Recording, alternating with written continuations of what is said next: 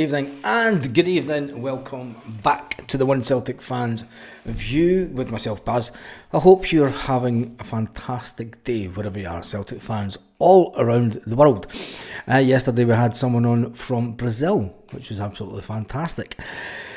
There's lots of Celtic news kicking around tonight. Lots of transfer speculation. Lots of interesting Celtic news. The first one I'm going to start off with, just say good evening to everyone who's in the chat. There's quite a lot of people in the chat already.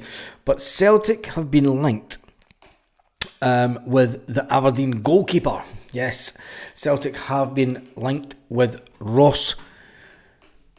You might remember Ross. He came through the youth system at Celtic.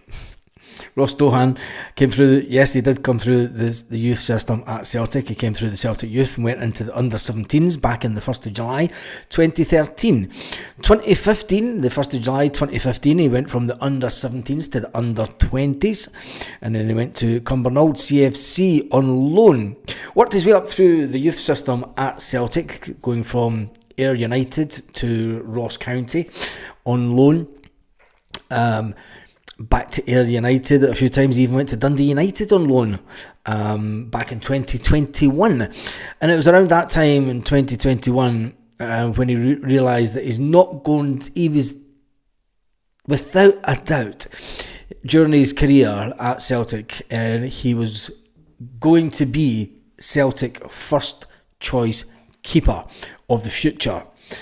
He then decided to leave Celtic, as many of these young players do, end up leaving Celtic, and he got a deal down south. He did get a deal down south with Tranmere, but it was with Tranmere Rovers. He left Celtic for Tranmere Rovers, went to Forest Green, and from Forest Green ended up at Aberdeen FC.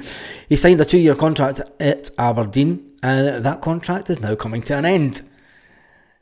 They have said that they're in talks with the player, but when Celtic come calling for a player that came through the youth system, I think that there's only one way that it'll end, and I think that it'll be the young lad will be coming home.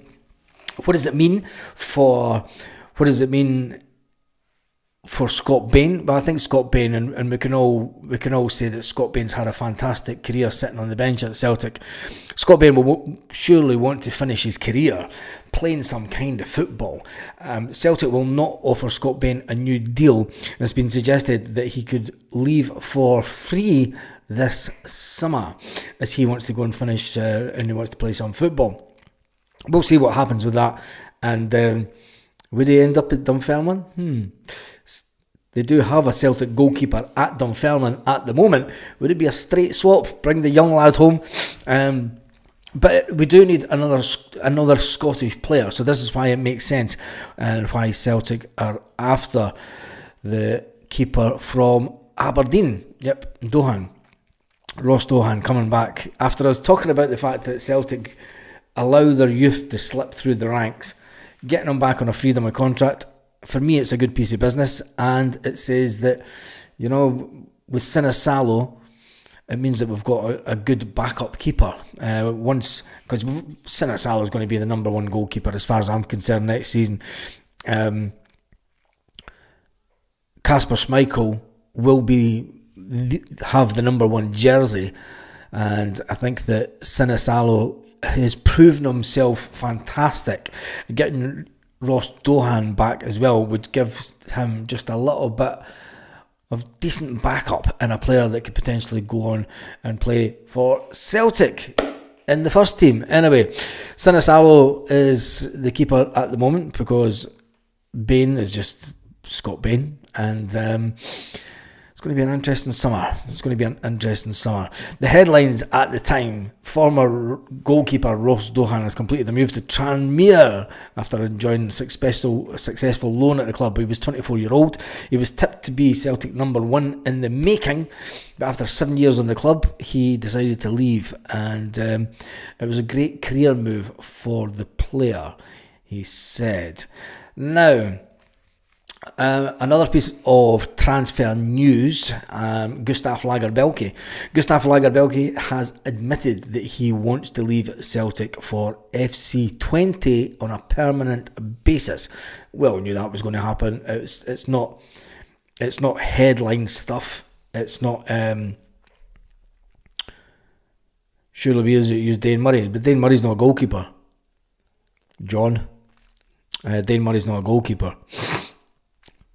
But anyway, move on. Did you get the picture? Yes, with the hoops on, Dave Morton. I think so. I got it on Facebook. Unless you sent it today. I've not been on Facebook today. If it was sent before today, yes, I've got it. I think. I'm not sure. Anyway, Gustaf Lagerbielke has admitted that he wants to now leave Celtic. We all know that Brendan Rodgers didn't rate the player, and he sees his career away from Celtic and at FC20 as long as Celtic can get the £3 million that they paid out for Gustaf Lagerbielke in 2023. That will be the sticking point. That will be the sticking point to see whether Celtic can get the money that they paid for him, or will Celtic take a hit on the player. Now, in another piece of transfer speculation tonight, God, it's all coming out, isn't it? It's all coming out. The Celtic have been linked with a defender. Yeah, Celtic have been linked with a defender. Another defender. Is this not the same guy that was linked before? Red Star Belgrade defender. Let me just check this. 2 things.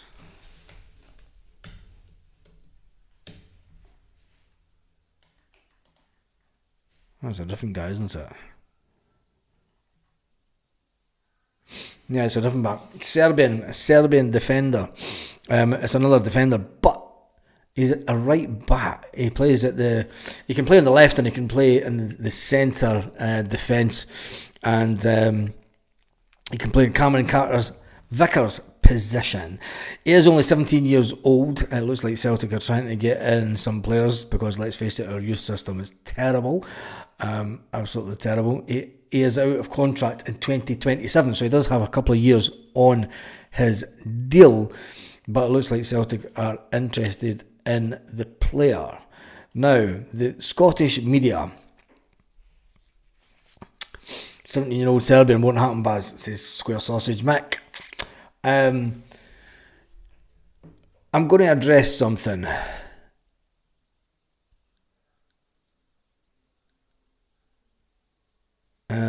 Someone on here says they can see Lagerbielke back next season. Oops, is this guy? You said he won't be back. I never said Lagerbielke would be back. I've never said Lagerbielke would be back. That's a fact, Lanky. So I hope you're not aiming at me. We always know that Lagerbielke was never coming back to Celtic. Anyway, we need to talk about the elephant in the room. A Celtic fan today has been sacked from his employer, who I believe does have a box at Celtic Park, which made it even a bit more difficult. But the fan was videoed by Rangers fans mocking the 66 Rangers fans who died in the Stairway Crush in 1971. Now, what I'm going to say on it is the guy was silly, but the Scottish media have said absolutely nothing about the continual singing of No Pope in Rome and up to their knees in Fenian blood. Very selective by the Scottish media, and you have to say from the outside, the fact that they're picking this as the main story, and Celtic have seemingly come out and said something about it. I'm not even really interested in it. I think that the fact when a guy gets sacked, when there was the best part of 45,000 fans singing up to their knees in Fenian blood and singing No Pope in Rome, which could clearly be heard on the television. Clearly be heard. And I noticed that no one is complaining about that. And I just think that is the true Scotland shame. One 35-year-old guy getting so much media attention by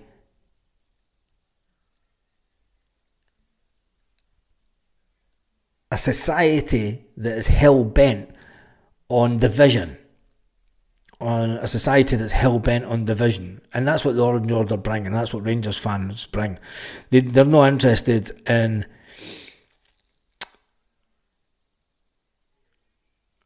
any kind of fairness. That's all I'm going to say. But anyway, we move on from it. I feel for the guy who's now been sacked, but I also feel for anyone that was offended by Rangers fans. And there's plenty of Catholics around the world that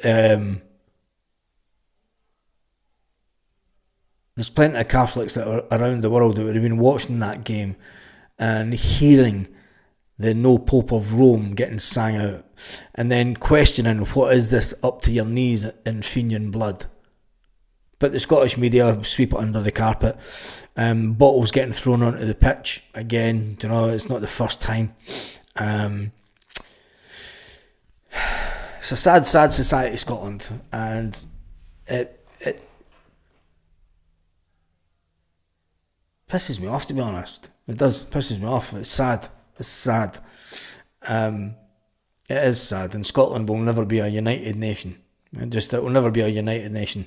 Which, anyway, we're not here to talk about politics because we get into trouble and folk don't like it. But anyway, I just had to have my say on it. I feel for the guy that has been sacked. But, they're very selective. The Scottish media, very selective. I mean, the headline, vile Celtic fans seen mocking the Ibrox disaster. 54, what is their ground hold? 50,000, 45,000 fans mocking the dead Pope and singing about up to their knees in Fenian blood. Now there's a fucking headline you would never get in Scotland, would you? Ugly act, sixth fan left who was spotted mocking Ibrox disaster against Rangers sacked from job. His former boss have released a statement. And Gordon Tate, you're a wanker. Yeah, I said it. Chief reporter for The Sun, you're a fucking wanker. Take that and suck on it. Let's see if you fucking put anything out about... Anyway, move on. It just fucking annoys me. Eventually, it just annoys me. Anyway, let's move on from that. With the transfer of... Oh, we've done that. We're going to close that down. So, transfer business. Oh, Jota. How could I forget? Yes. Jota has taken to social media. And he's put out an open letter to the fans. Jota says, so just passing by to let you know from myself. Obviously, pretty shitty. And all the other stuff, but... the amount of crazy worse things that could have happened is huge, right?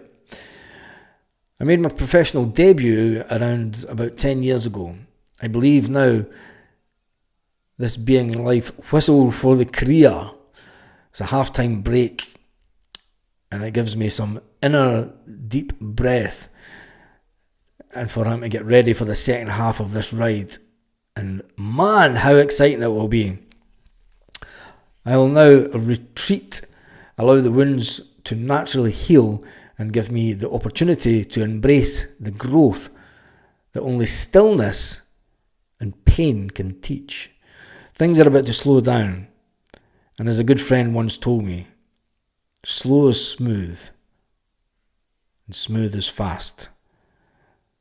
See you very soon on the pitch. Love you all. Felipe Jota. Quite an emotional guy, Jota, isn't he?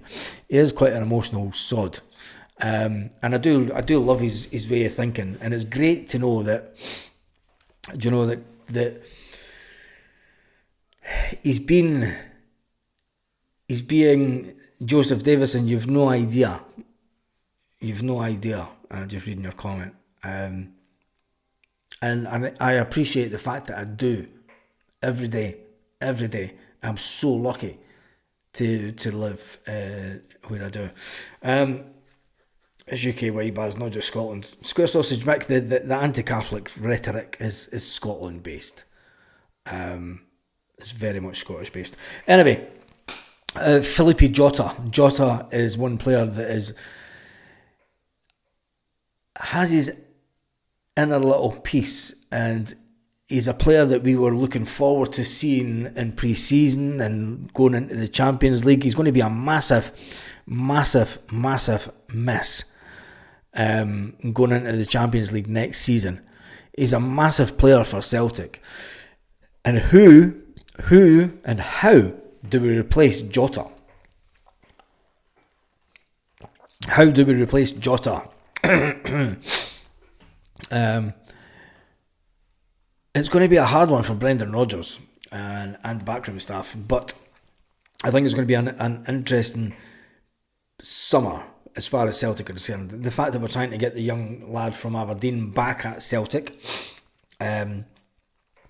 Where's Bain going, Baz? I think he'll end up in Dunfermline. I've got a funny feeling he'll go to Dunfermline if Neil Lennon stays there after the summer. It's just a feeling I've got. Dunfermline have got a young Celtic keeper on loan at the moment. I think that there would be some kind of agreement and they would pay off Scott Bain. He's taken enough money to Celtic, and I think that he will be. He's not going to get a game at Celtic, not a chance. And letting him go would be, Brendan will say, look, you've done a fantastic job, but we've got this young guy that's coming back. We've got this young guy that's coming back for Aberdeen. If Celtic do get him, the irony of it is that he'll play against Celtic. Palmer will be back. Jesus, no he won't. Louis Palmer will not be back. I know there is, Paul. I know there is. But anyway, it'll be interesting to see if that deal does. I think that one will go through. I've just got a sneaky feeling. The fact that he came through the system at Celtic and just fucking meet us out here, mate. The fact that he came through the system at Celtic and if he's got the opportunity to rejoin Celtic for completely nada, for free, and be the number 2, that's what will entice him back. That's what will entice the young lad back, and I just think it'll be good. It'll be good for the fact that it's another young Scottish lad coming back to Celtic, and you've got to remember there's been a couple of players that have left Celtic, went to Aberdeen, funnily enough, and came back and done not too bad, and one of them was Charlie Mulgrew. Anyway, we digress and we move on. Haven't had time to think about the Derby game. What will Brendan Rodgers have picked out from the game? Will it be the fact that the squad was too thin on the ground, and it gets us thinking about the fact we've got all these players out injured. Now Celtic will go into the final at Hampden in a good state of mind. Physically we might be on our last legs of the season, and it's been a fantastic season, and at this point we should actually look back on what has been a tremendous season, an absolutely tremendous season. Brendan Rodgers was always going to be marked this year on the performance in Europe, and even if we're not losing that final. There's no way we're losing the final to Aberdeen. Not a chance. Let's jump into the comments. How about second choice? Casper.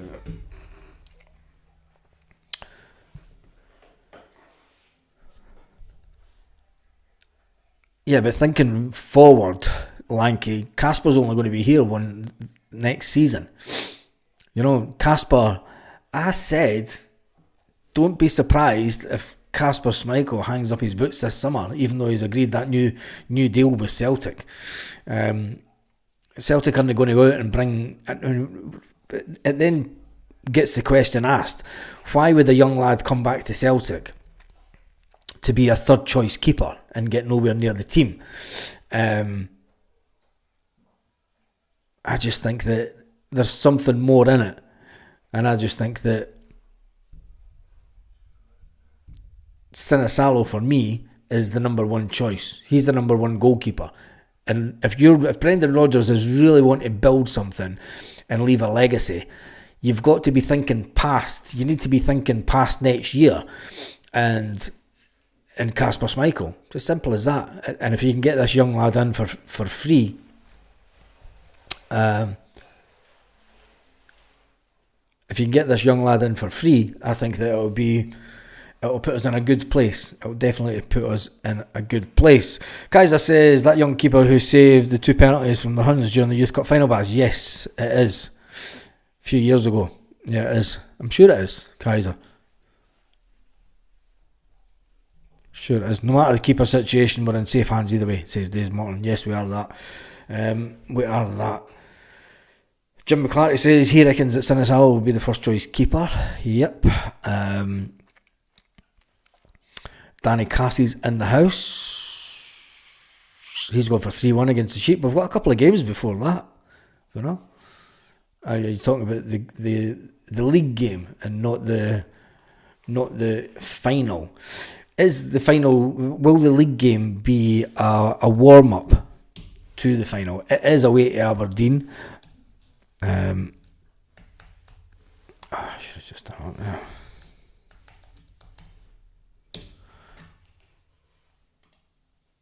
Oh, damn. Renew your season ticket. Aberdeen away.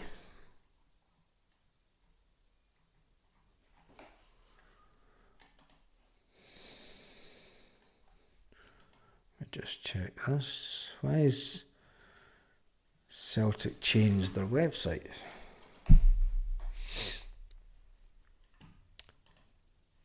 Why have they changed the website?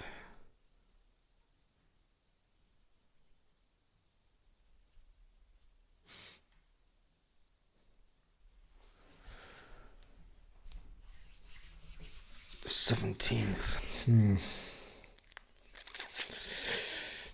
Still trying to book tickets for the final game of the season, but they haven't been released just yet. It's going to be mayhem when they release the tickets for the St Mirren game. Definitely going to get one. Anyway, next up for Celtic this Saturday is Hibernian. 3 o'clock kickoff at Celtic Park. Second last home game of the season. We bring Hibernian to Celtic Park. Hibernian are in a fantastic vein of form, and then we travel away to Pittodrie for what could potentially be an interesting game, considering that Hibernian and Aberdeen are both vying for third spot in the league. Wednesday the 14th of May, but it is also the warm-up game. It's also the warm-up game to the final, isn't it? And will it give us any indication on how Celtic will play in the final? I think it'll be completely different because the pitch up in Aberdeen is smaller, the stadium's obviously smaller. But let's just get to the St Mirren game first. Let's just get to the St Mirren game. Does anybody know when the tickets will be on sale for the St Mirren game? I need to ask someone. Actually, I could ask. The final is the only one game that truly matters, to be fair, says Paul Baird. Joseph says, how many times are the bottles, batteries, vapes, coin thrown at our players before the SFA do? They forget about our coaching staff is scarred for life after a bottle hit them, says Joseph Davison. I think that it's just... It's sad. It is sad, but anyway. Making your Glasgow Derby debut and having a composer at Ibrox when their fans throw bottles, vapes, this speaks volumes about the player and deserves recognition. Sinisalo, for me, was one of the players that got, say, about 9.5 out of 10. 9.5 out of 10. The game at the weekend. Hi guys, win the league game and put doubt in their heads. I think that we'll win the league game anyway. I think we'll win the league game anyway, but it'll be interesting to see how Brendan Rodgers sets up, because there'll be a lot of players that will play against Aberdeen in the league that will, in my opinion, that will not get a game at Hampden. Just going to say. Dave Mark says, Trongate Party, let's get something sorted. Meeting point time. I'm climbing the tower and putting the One Celtic Fans View banner up there.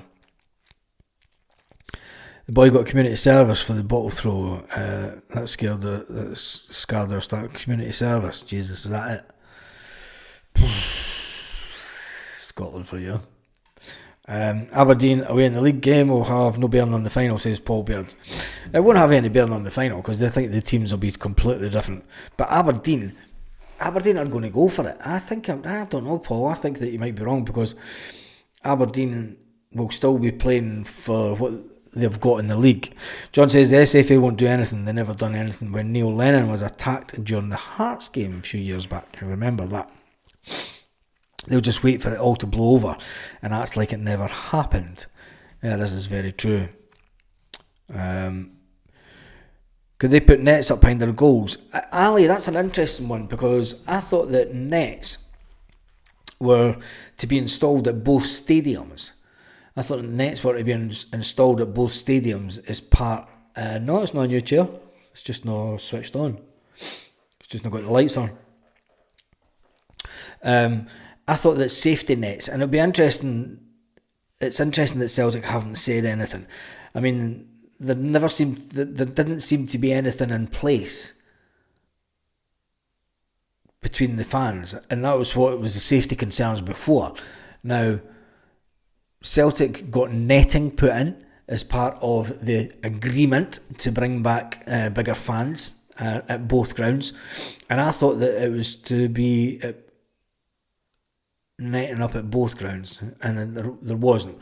And obviously for the keeper, and Jesus, they had nets up, did they? I never seen them. Couldn't really see them on the telly. But then again, I was in the pub. That's the one I got. More CCTV. Danny Cassie says Ericsson will run amok in the SPFL game as well. I think so, definitely. Anyway, I'm only staying on for half an hour tonight.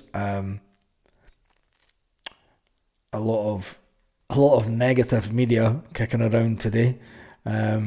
Aberdeen, well, one surprising bit of Aberdeen, and I think it's absolutely ironic that the club that took 11,000 or whatever it was to Hampden for the semi-final, they have sold out their first allocation. Celtic had around, Aberdeen took, was it 12.5 for the semi, but they've managed to sell out their allocation for the final already. They managed to do this by giving every single season ticket holder 4 tickets. You're going to get people going to the game at Hampden, and fair play to them, good, because they're going to come and see Celtic become treble champions, and then they're going to have to go all the way back up the road to Aberdeen with their tail between their legs. But the fact that they managed to sell out their entire allocation already, it just shows you, doesn't it? In other Celtic news today, that I'm not even going to go over that. I'm not going to go over that. We'll leave that for later on. Anyway, that's me done and dusted for the night. Let's just say hi to everyone. The Nets are the away Nets fan section. Alright, okay. Good evening, Baz. Got to give a big hand to Sinisalo for keeping his composure. Yeah. And I think that he done fantastically well. If there was no nets broken, they should have been punished financially. CCTV was identifying Tims from crowds of thousands, but they can't pick out Huns. Yeah.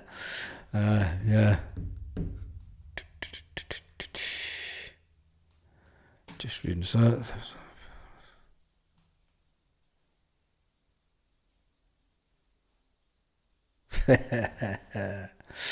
Do you know what, Lanky? There was a lot of stuff on. I'm just talking about this V Day fucking nonsense, right? There was loads of stuff on the media in the UK this morning, and we tend to watch the European news, and there was nothing on it but the European news, and I just think that in this day and age, they're talking about victory over Hitler when you've got a Nazi running stuff in the Middle East that's overseeing thousands of people's now getting displaced and now getting told to fuck off out of Palestine. Anyway, on that note, imagine letting Celtic party on the same day. It's the recipe for disaster. Oh God. On that note, have a fantastic evening, Celtic fans, wherever you are, all around the world. I'll see you live tomorrow morning. We will be back live tomorrow morning, so make sure you join us at 9 a.m. Celtic part time.